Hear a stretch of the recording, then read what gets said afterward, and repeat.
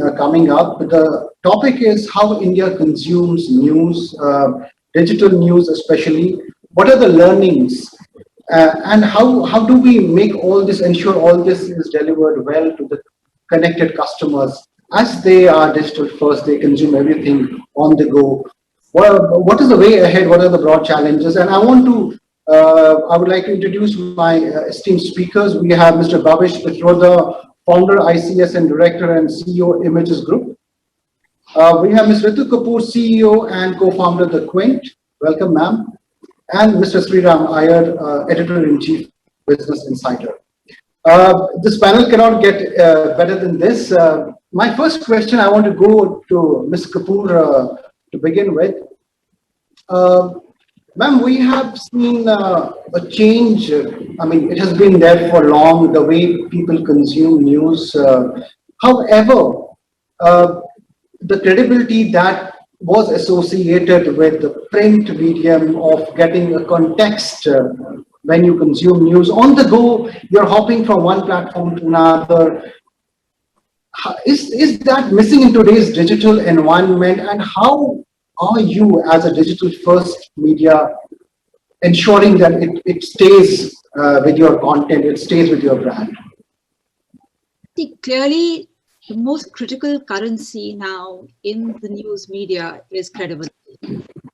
I think that stops now. I think it doesn't matter whether you are print, or broadcast, or digital. I think those, because all of print is on digital, all of broadcast is on digital. So in a sense, everyone's digital, right? Now I think if we were to agree that the future of sustainability of news media is reader revenue, then I think there are two critical aspects of retaining or reaching out to your audience. One is, of course, credibility, which is currently in India, in the current news media environment, it's becoming more and more a rare thing. And the other is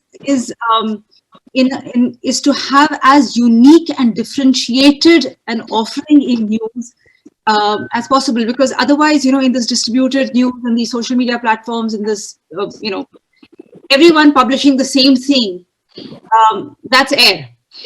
That's commodity news. No one's going to pay for that. No one's going to come to you for that. So I think there are two things. One is going out and getting unique content which nobody else has, and the other is credibility, which is everything that you put out has to be completely evidence-based, fact-based, and has to have a reporter on the ground, not just a lot of opinion and a lot of curation, which in a phase of digital news had become that. It had become a lot of curation. Right. Yeah. Right. Mr. Iyer, to you,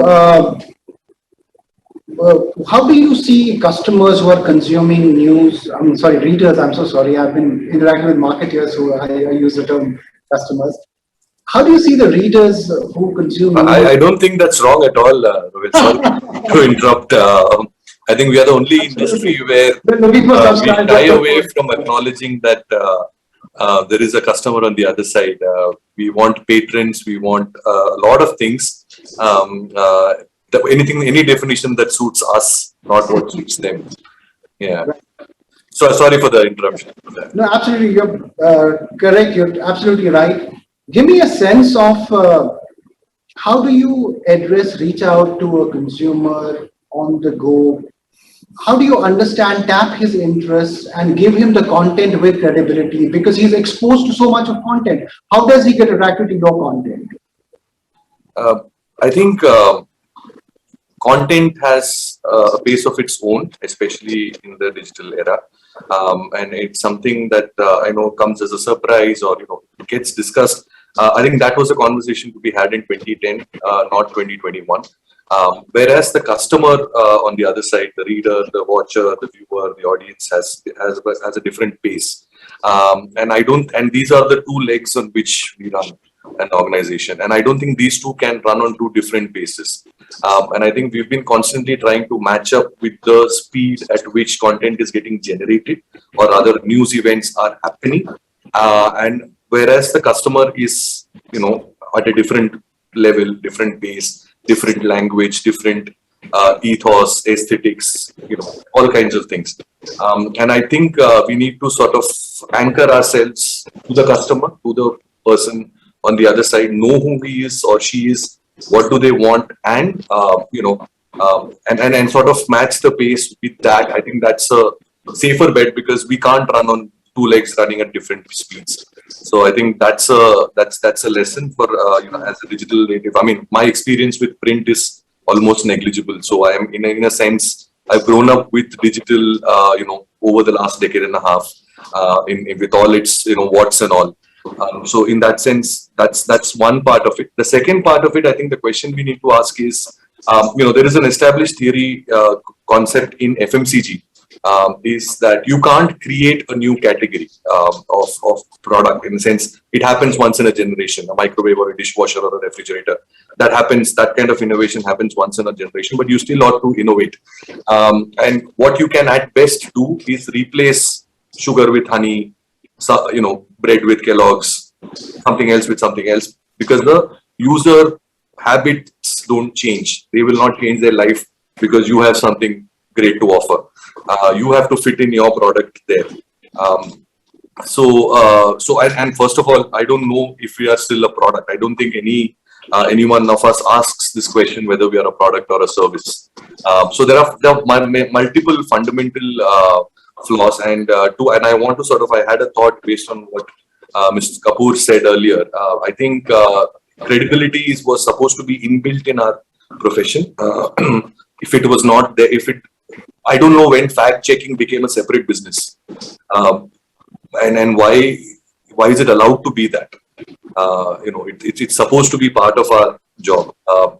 So there are news on the move.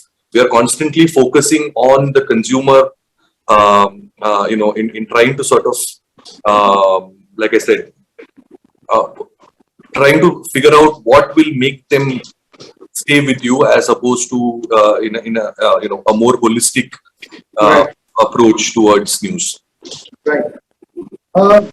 Mr. Petroda, if I have to ask you how India consumes news, that is the broad, give me a sense of how do you read it? So, Rohit, the consumption of news has shifted from, traditionally newspapers were read. I don't know whether all of you agree. In our young age, we were not too, used to read the newspapers on a daily basis.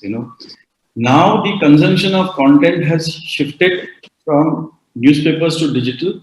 Same way, the audience has also evolved.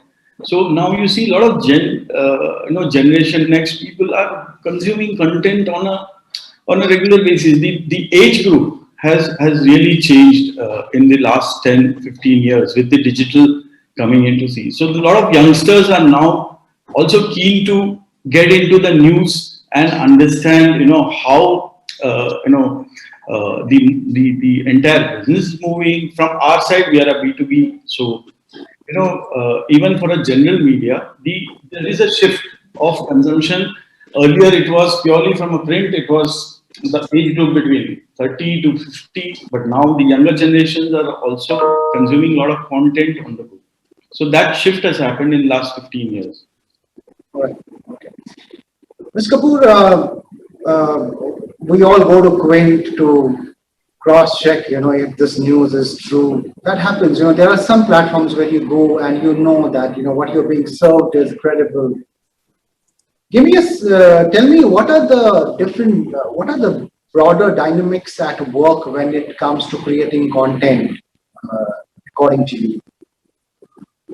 I'm just going to first address the point that Sriram brought up about fact check.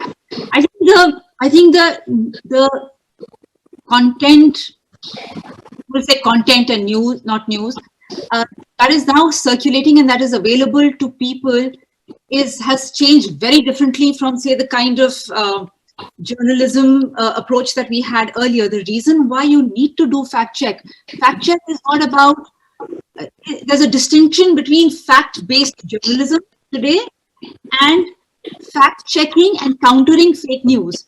In an earlier time, as journalists or as a news media organization, if you saw something incorrect, you would say, let's stay away from that. This is incorrect information. We will not pick it up. But in today's algo-driven universe, it is so important to counter the fake news.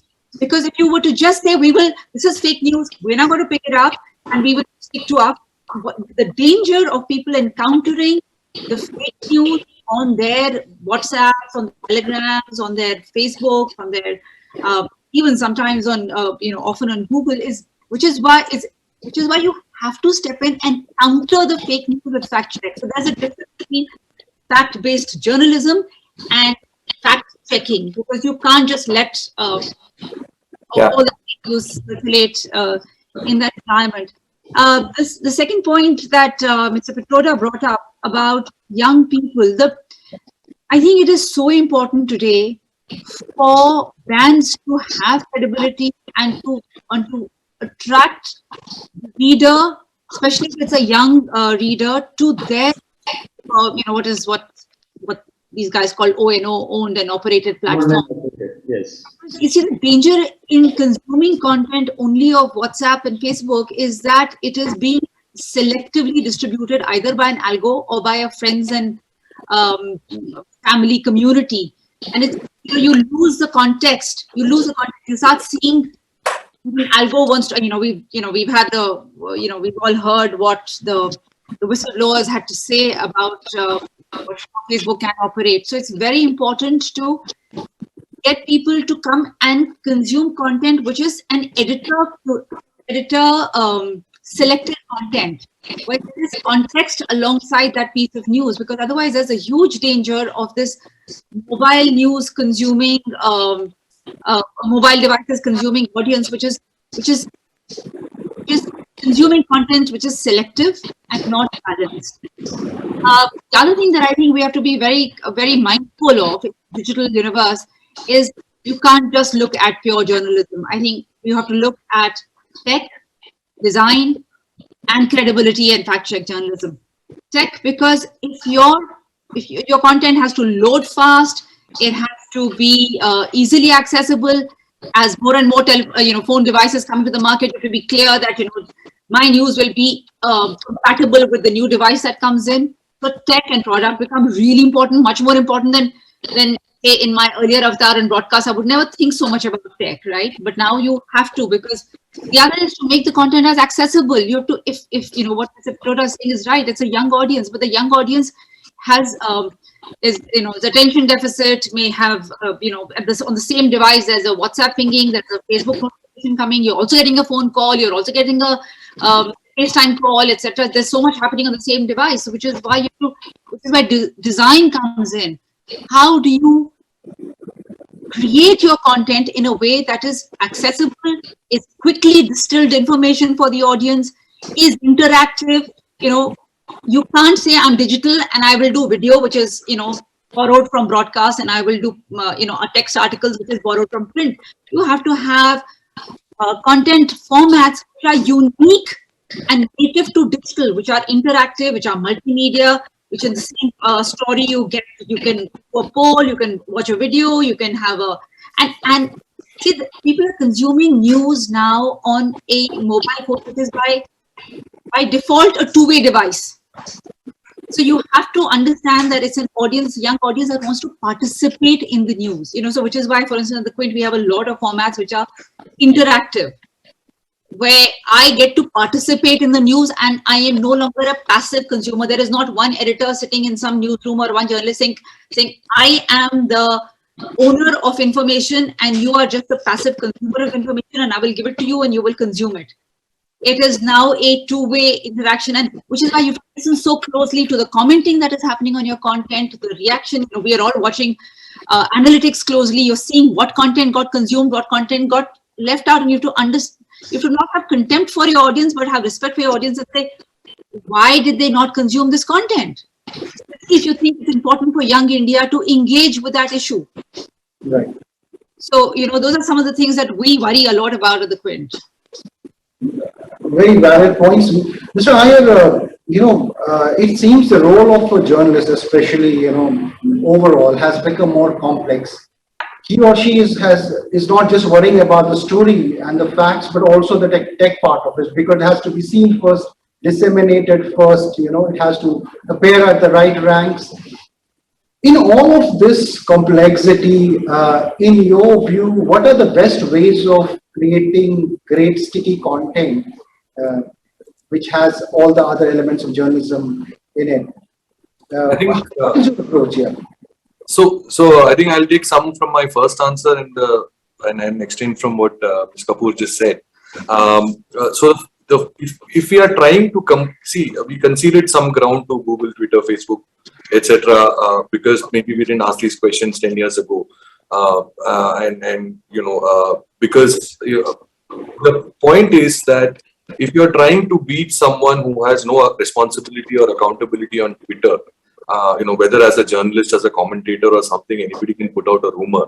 And but you want to have that accountability and that responsibility in putting out your information first as a publication or as a journalist representing a publication. I think you can't beat them at their game, and therefore, in an era of information overload, the premium is on information filter, relevance, tying things together, joining the dots, etc. And I think that is and that requires a lot of technology that I think Ms. Kapoor alluded to. And I think, yes, I know she mentioned page load speed, etc. And I think most organizations, and I'm not talking about Quint, I don't know what happens there, but in most organizations that I hear about, I think the technology investment and focus stops at page load speed. UX has come up as a buzzword, whereas the UX that we should be talking about is not what happens on social media, but because in a couple of years you're going to have a proliferation of AR, VR devices, and then we are still talking about SEO and social media trends and Google mein kya trend ho raha hai and Twitter mein kya ho raha hai. So we need to sort of not be chasing our own tail and invest in that technology that will make that help us be a credible sort of business in that sense, right? Not just a journalism outfit, but also as a business. And we need to, so let's not try to beat someone on Twitter in terms of beating them with the first information. Know who your audience is. So taking from my first answer, who's my audience? How do they really care about Evergrande, or do they care about, like people, when you got a newspaper, what Bhavesh said, when I was growing up, I would run to it for the sports page, dad would run to it for the politics page, somebody else, or somebody would want train timing, somebody would want zodiac signs, somebody would want the utility of that newspaper in a personalized era is very different. So if I'm going to be producing content and say, why are you not paying for it, and have that bitter approach towards the consumer, I want to pay for. See, we are giving zodiac signs and sizzling pictures, etc., for free, and whereas maybe if you ask them to pay 5 rupees for that, they will pay for it. And if you give them 50 rupees to read an Evergrande story, they will not. And God, the way they are written, right? So, which is what Ms. Kapoor was talking about in terms of how the content is also now formatted in a way. My aesthetics are completely different. I can read only 100. After that, it seems like a book to me, as I'm talking about the audience, right? So I need to give that break, right? Next break. What are the images? What are the graphics? What is my representation? Medium is the message, right? And we need to sort of go back to that, philosophical changes, and that requires investment. I mean, it's not enough to talk about it. It requires technology. It requires money to make. Why should the journalists sit and transcribe their interviews in 2021? Why do newsrooms not have instant, transcribers, translators? Why do you need 4 different journalists for the same story because it has to go out in 4 languages? Why is there not an auto translator? Where is the ML and AI? Where are the benchmarks that we hold as business journalists? We hold companies responsible for not being agile when it comes to technology, and we'll say, "Oh, you deserve this." But what about us, right? Right. So yeah, so there is so much that needs to be done, and I don't think we can blame the reporters because they will still get the story, and I think they are still getting the story. If it is not reaching the final consumer, then the format is the problem, technology is the problem, and the speed at which you want it. It cannot happen by human hands. I don't think we can beat the machines. I have a lot more to say, but I will stop here. Sorry. Mr. Pitroda, how do you see this growing complexity when it comes to practicing journalism that has come? What is your reading of this change scenario that a journalist has to worry not about the news only, but other factors? He has to post it on Twitter. He's obsessed with many other things. Is it good? Is it bad? I mean, what is your take on this? So, so there are three phases, so one is content creation. Okay. Today, content creation, there are various things which we can cover in content creation. Like traditionally what Sriram mentioned, the first 2-3 pages would be news items that would be relevant to a certain set of people. Then comes, sports, then comes today on mobile. The first thing which you see, even if you're looking at the prominent sites, are all the news items which gets consumed faster.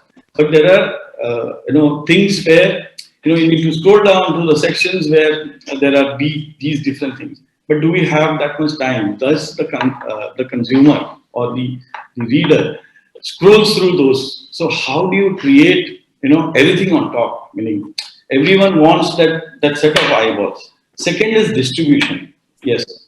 No, Bhavesh, on that point, for example, if we want to be as good as the Twitter algo or Facebook algo, and we need to be, because if my consumer wants that zodiac sign or some Ganesh Pandal story, pictures of Ganesh Pandals, we should have the technology to know that this customer in this part of the city wants it. That technology is available. It's been available for 5 years now, and fairly affordable also. Why is that alert not personalized? Why do you want them to read about something that happened in Assam, or people in Assam having to read something that's happening in Kerala? Exactly. Yeah. So the personalized content for specific people who are interested in those set of content is the need of the hour. Second is the distribution. Today we see that the distribution of content, whether it is video, text, whatever it is, it's broadly through social media, and everybody is keen on getting those likes and comments to make sure that my story is on top. However, the last phase is the technology, where how do you create those insights? What Sriram mentioned, that what is my consumer looking at? Is he looking at news piece, or is he looking at something which is for that particular age group? And the analytics out of it will surely drive the overall content structure for a portal, or the next big thing which should be put on top as a news which comes through. Right.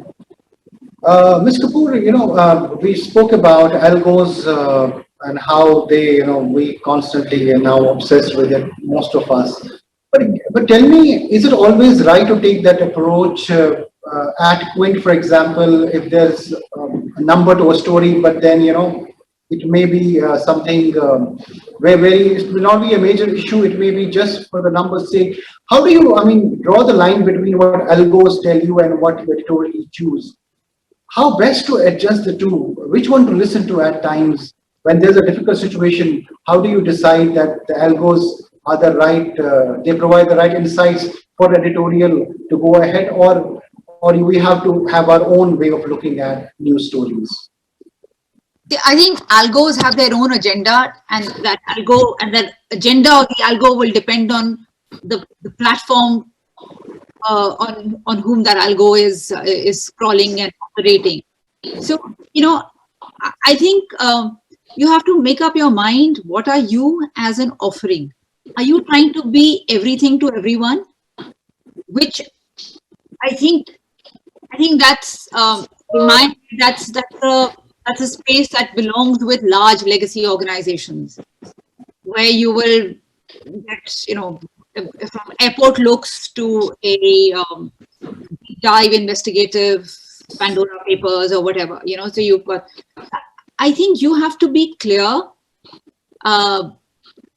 What are you as an offering to your audience?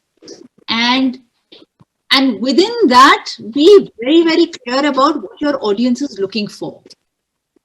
Because you try and be, like I said, I think the future belongs with either a large legacy organization that can cater to every possible need and therefore has thousands of, feet on the ground, or you have to be very clear what is your differentiated, unique offering for which the audience will come to you, and arriving at what that differentiated, unique offering is you can't just have 4 senior editors in a room deciding that. That has to be in sync with what your audience is looking for. Now, like I was saying, I think it's now time for a really deep engagement with your audience, basis which the personalization kicks in. Because if it's only ML and AI deciding the personalization, I've seen that in my own behavior when I'm opting in on a particular website. Okay, I want politics and I want business and but I actually might find that when news is breaking on a big Hollywood story, I actually go to that. So, at the time of choosing, I may be fooling myself. So the AI or the ML has to really follow my behavior.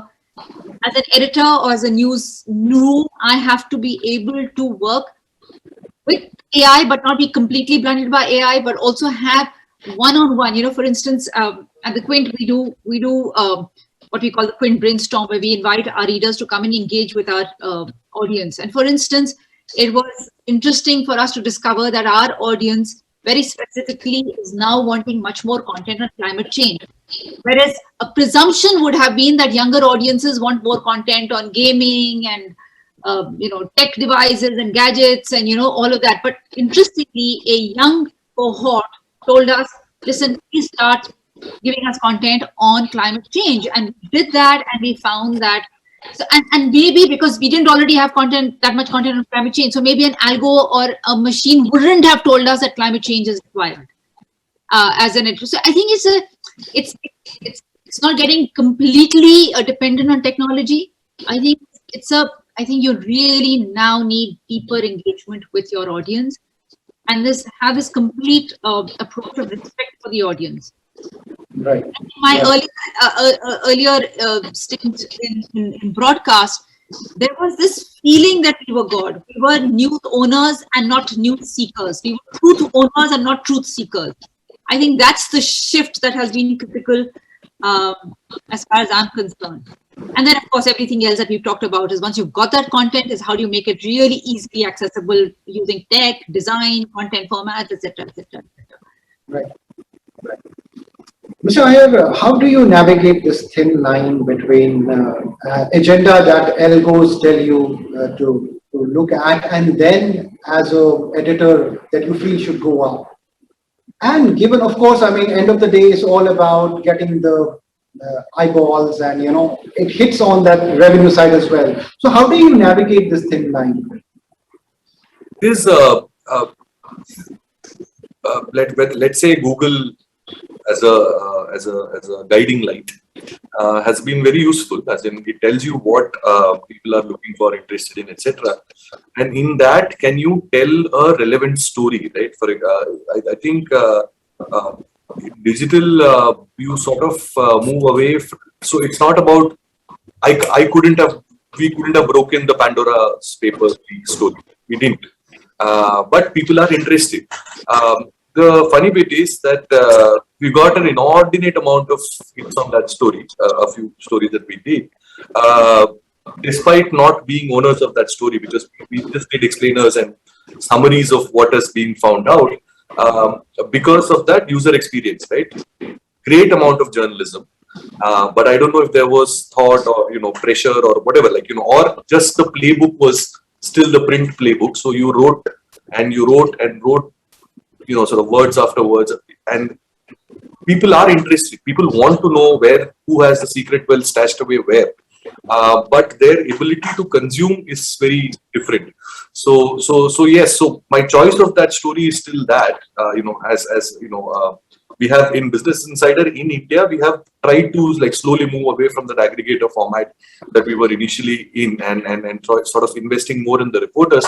But we need more, and that's precisely. I mean, I'm just using this platform to keep telling, everyone that those who can, because people like me are just job seekers. But those who can invest and sort of do that. There has to be a larger sort of so if Google in its rudimentary form today can be the kind of guiding light, imagine if we had data on where to smell the news, right? I mean, if there are protests happening in a particular place, right, or things that happened during COVID, I think Quint did a great job, Hindu did a great job, India Spend did a great job in using publicly available data to sniff out the stories. And I think that is a huge opportunity that we are sitting in. And I think every newsroom deserves that kind of, technology to be able to, so not algo as a distributor, but as a guiding light for us to look for the story. I think I'm constantly saying that, we are always sort of focusing on how do we impress the advertiser more than the consumer. And I think we need to shift our focus to say, how do we impress upon the consumer more in a way that so if I am used to getting a particular whatever, I mean, if Quint has been or Business Insider has been giving me the news that is relevant to me 5 days in a row, I think I will trust whatever they say about an issue that I don't have. The utility value of that information, people don't need to know about Evergrande or the stock market or the fiscal deficit any time of the year. They need it at particular times, either before an exam, interview, somewhere they're going where they're going to meet some people and they want to sound smart. I think there is a large consumer base and we need to sort of, go beyond that 5%. I'm talking about business news here, people who are in the stock markets or whatever. So there's a huge market for news and the importance of it. It has to be tailored in a way where we use the algo to sniff out the news, use the data to build a good narrative, use the technology to provide a great representation which is easily consumable and can be rattled off when I want to. Right. I think that's my view on.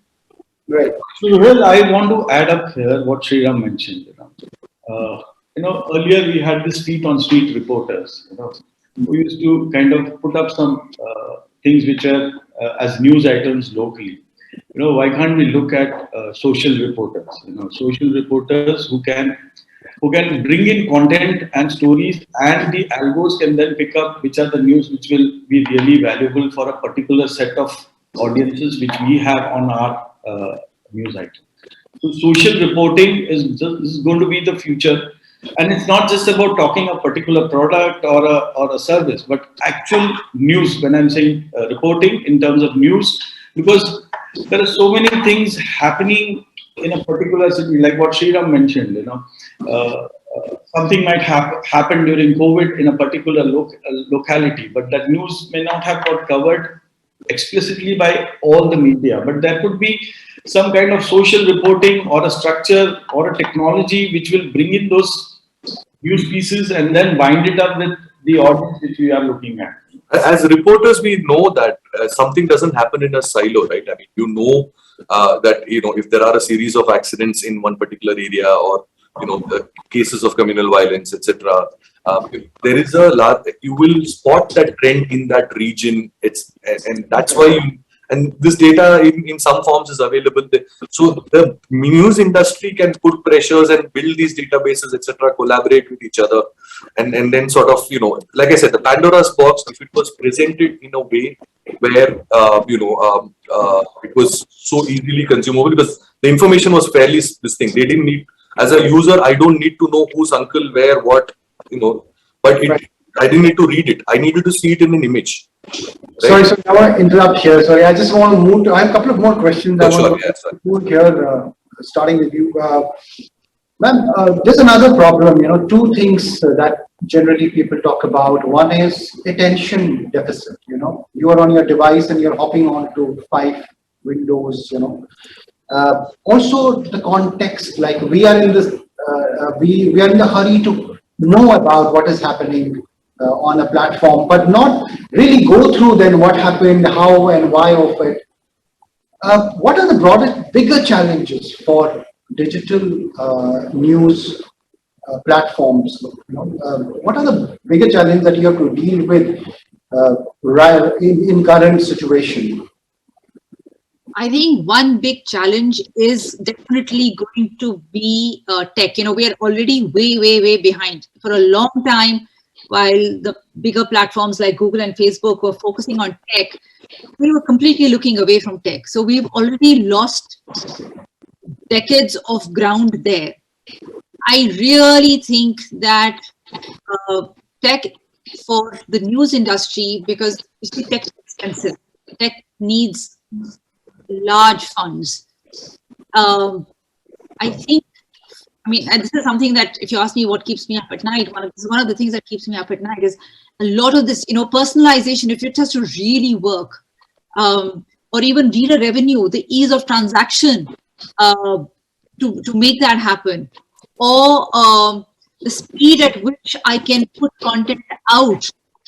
Because if your USP is that you're going to go out and get a story that nobody else has, which means you have to have a reporter go into the boondocks and get that story. The important thing is how quickly do you get that story out using technology. Now, everywhere I turn right now, I see that technology and the news industry globally and definitely in India is way behind the tech curve. And tech is a huge enabler. So I think one big challenge is that. The second challenge is going to be reader revenue. Because that is, and how do you, it's very, I don't think anyone's got a ready formula on, it's this side, because everyone says NYT, look at NYT and, how that's the answer. It's, NYT was legacy. NYT had decades of trust building. And NYT is one of the organizations that stayed away from social distribution and therefore created a lot of direct audience to their site. There's a whole, NYT as a case study, but the thing is, there's one NYT for millions of the rest of non-NYTs or the non-success stories. So I think there again, there it's part the quality of your journalism and part tech. And credibility is a huge challenge. It is going to be a huge challenge in an environment where there is algo distributed content, where a lot of your content may be thrown out, sprayed out without context. So I think, and I think another challenge is, I think for a lot of the legacy organizations is to get their editorial teams to start thinking differently. I hear that from a lot of, colleagues who are with legacy organizations who have the wherewithal for the tech, but may not be as agile with the change in mindset.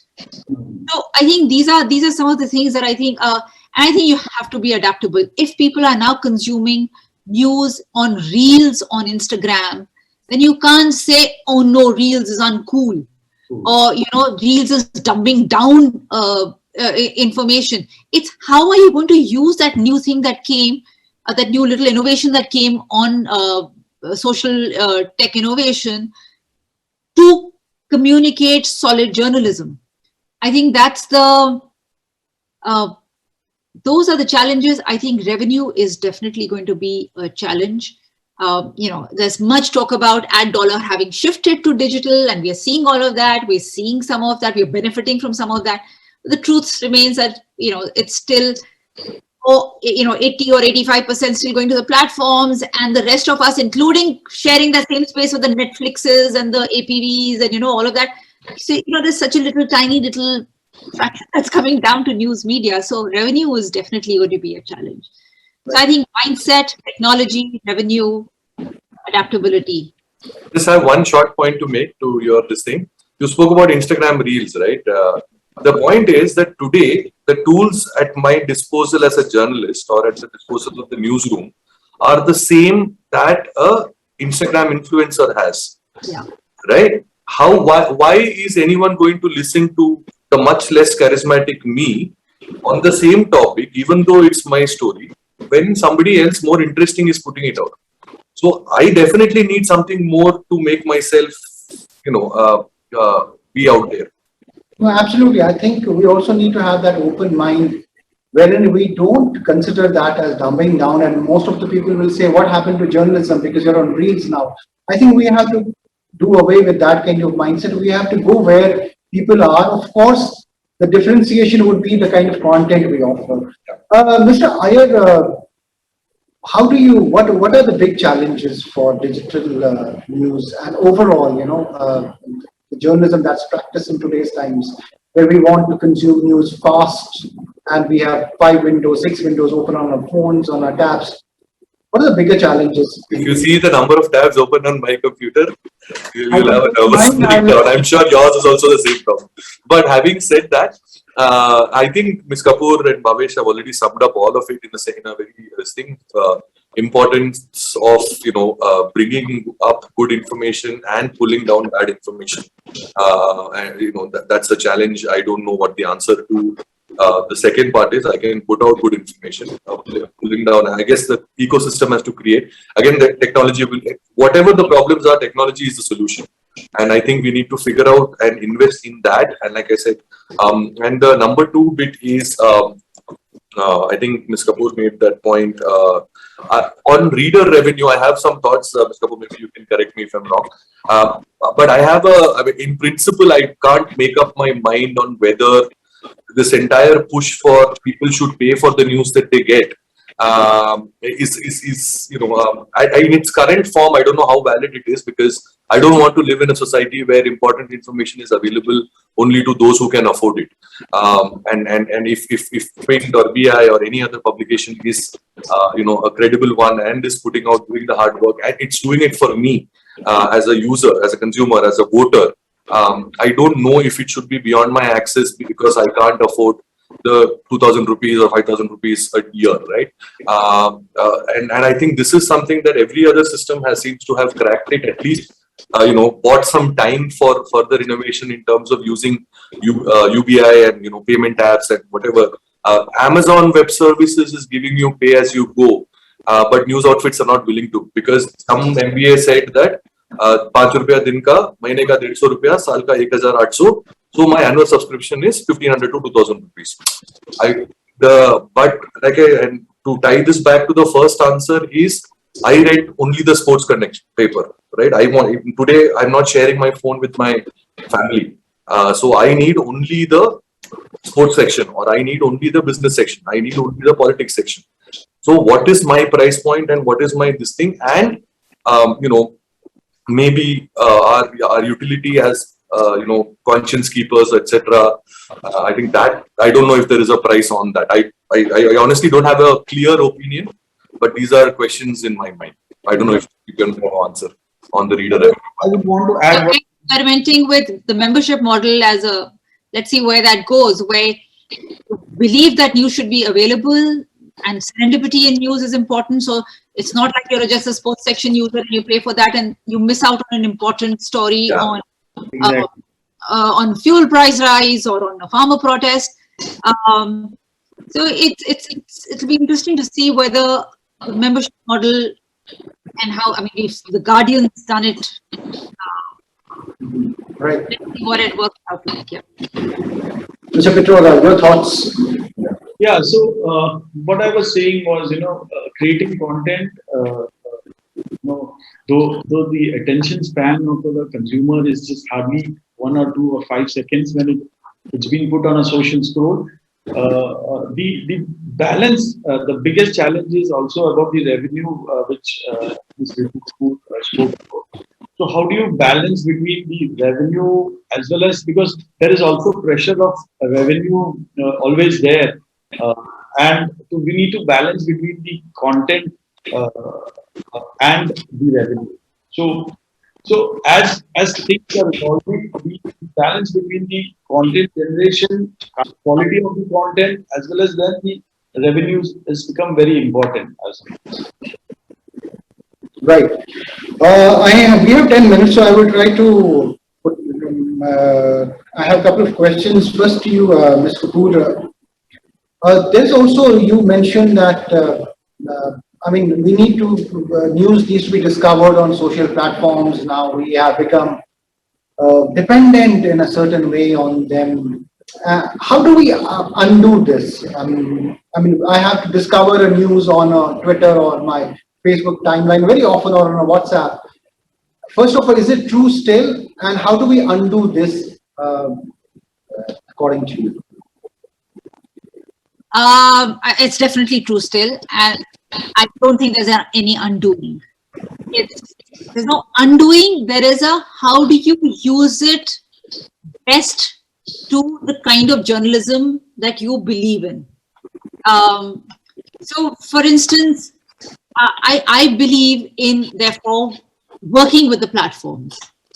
You know, we're working with Facebook, for instance, on a fact check program. Now, for me, I mean, you can go on and on about the ills and about social media platforms, but the truth is, 2 or 3 things you cannot undo. That is where the audience is, and that is also where people are consuming news in different ways. You see, on Twitter, you still go in there, and there would be an issue, and there would be a new point of view to that issue, but Twitter is a bit of an echo chamber. It's a small little filter bubble. Whereas Facebook is where I encounter news. I'm scrolling up, I come across my niece's photograph as a baby, I come across somebody sharing their dog pictures, I come across someone telling me about the loss of a parent, and then I come across a news story by Business Insider.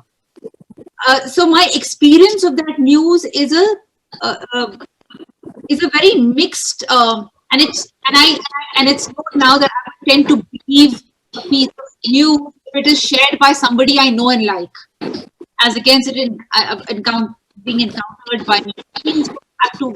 Circling back to what she started this conversation with, is getting to know who's consuming you, how, on what platform, and making sure that you are listening to that data so closely that you're able to optimize it. Now, for instance, we fact check relationship partnership with Facebook is an important one, because there is so much fake news now on that platform that to just rate it and say the foulest of things about it is that's you're not doing that audience. You're not doing right by that audience. You try and infuse that space with as much fact check and countering the fake news as possible. To do that, similarly, I mean, you've got to find ways in which you find your audience, and you are constantly in conversation with your audience platform. I don't think you can undo it. Right. And I'll be honest, as a controlled entity, there is no way we would have built our brand and built our audience if we didn't have platforms like Facebook. Absolutely. We didn't need a marketing budget. That's free ad space for us. No, so we have to be honest with ourselves. Rohit, can I add to this a little? Please. See, social media is the equivalent of the yesteryear chai shop. One person will read the headline, 2 paras of the story, and for 4 others. 4 others at the chai shop, 40 others in social media. They will all form opinion based on what that first person had to say, based on whether they like him or her or not.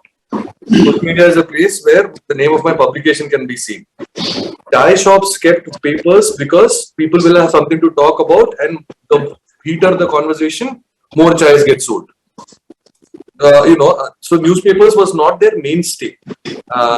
So I think we put social media on a pedestal, and I am tying this back to what Ms. Kapoor said earlier, that we lost some time and conceded ground to them in the last decade because we put them on a pedestal.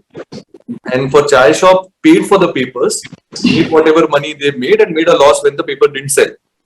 Right? I have no doubt that it should be the model on social media as well. If you take news publishers out of Twitter, it's a small echo chamber. Yes, I think the damage in Facebook will be much less. But for Twitter, if you take news conversations out of it, Twitter is, I don't know what it is.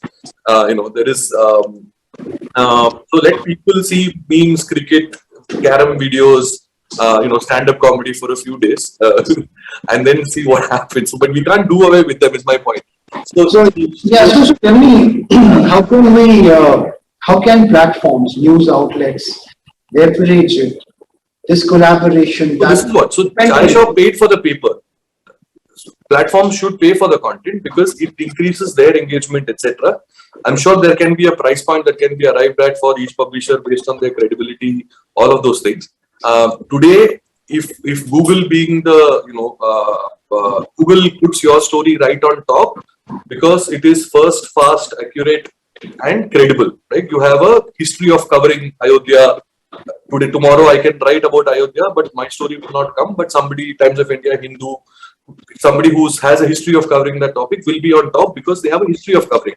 The Chennai news, Tamil Nadu news, Hindu will be the top result. The point is your credibility is being acknowledged by Google. Why not pay for it? Right. Absolutely. And we should trust ourselves, our product more to ask for that money. And I think we should do that. Mr. Pitroda, what is your advice to editors, news organizations? How can they better collaborate with social platforms? Now there is, of course, that dependence. As Mr. Kapoor rightly said, we cannot undo that. So what is the best collaborative approach that one can take? Like Sriram mentioned, the editors are creating content and it's being put up on the so-called the newer version of the Chai Shop. So where they are making money out of the content which we are putting up, and there has to be a rev share, some kind of a model which works around, where if the platforms are putting up the content and if there is a technology to see that, these many viewers or there is a viewership of these many content, that much has to be given back because all of these people are, the platforms are riding on the news items which is being published by XYZ publication. So there, in fact, in some countries, they have made it mandatory to have these platforms pay for the content. So I think, we should work on a model where these platforms have some kind of a rev share with the media outlets. I think the challenge is how is this going to happen? In Australia, it's happened because the government intervened and the government made it mandatory that irrespective of how big or small the news outlet is, that at least the cost of, there's a bit of a dark hole exactly what the metrics of the negotiation were. But, either all of news media has to come together. Now that seems like almost because there's I think that's the only thing. How will this negotiation with the platforms happen? It's because we mentioned on platforms like this, we discuss this. It's a no-brainer that it has to be a relationship of revenue share. How is it going to happen? Does it need government intervention? Is it going to be possible without government intervention? I don't know because wherever it's happened, whether it's a European country or whether it's Australia, it's always been with whether even GDPR and things like that, it's always been with the government valuing news media and understanding the risk to news media by the platforms and therefore implementing this. So I don't know. I think we have to figure out. Right. Absolutely. I think the canvas of digital news is so huge, and most of the issues that we discuss are always, based out of. And possibly when they start paying, we'll probably figure out that the money that's coming to us, because the number of clicks on Twitter or Facebook, people read the headline and pass the judgment in comments. The clicks that you get through Facebook and this thing is very limited unless Facebook promotes it or there is money behind that article or video or whatever. At least it will get us to a talking. Right now, what is happening is that you go back to the platform, you have a conversation, they'll tell you, no, you are doing it wrong. You are writing an article. You should make a video. You make a video, they'll say you should make a short video. Engagement boost. They are setting the rules and telling and tailoring your content. Whereas it's not their business to do that. They are chai shop. And every day there's some new innovation happening. They're turning us to make sure that those kind of innovations are followed by us. Yeah. So that then their visibility keeps increasing, but the revenue side, they're not. Sorry, I had to intervene. I just got a Yeah. cue that we are almost out of time. I want to thank all of you. There's so much to discuss in this digital news space and the news space that landscape that we are in right now. But 1 hour is not enough. So hopefully we'll have more such discussion. But thank you so much, Ms. Kapoor, Mr. Iyer, and Mr. Patroda for joining us, sharing your views.